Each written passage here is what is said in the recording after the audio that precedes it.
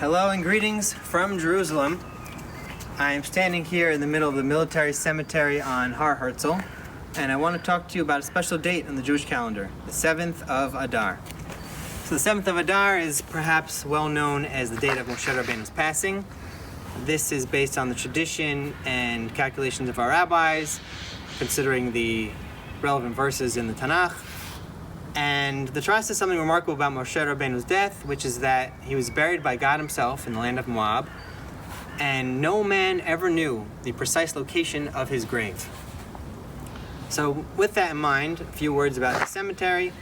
In the aftermath of Israel's War of Independence, a military cemetery was established here on Har Herzl, and many of the fallen soldiers were buried here, but also in other cemeteries around the country. However, there were some soldiers who died in action whose remains were never found. And the rabbinic leadership of the army at the time, they decided to declare the 7th of Adar to be a special memorial day for these soldiers because, like Moshe Rabbeinu, they have no known burial site. So, in light of that, I decided to come visit this memorial in Har Herzl along with my brother Joseph behind the camera. There's a special memorial called the Garden of the Missing. And on the wall here you see the names of soldiers whose remains were never found. It starts with people who died even before the War of Independence. Then of course the War of Independence 1948, subsequent wars. I noticed here actually you have the name of Eli Cohen, the spy in Damascus. And that's the memorial. It's an important and emotional spot. Every year there's a memorial service, I've heard, here on the 7th of Adar.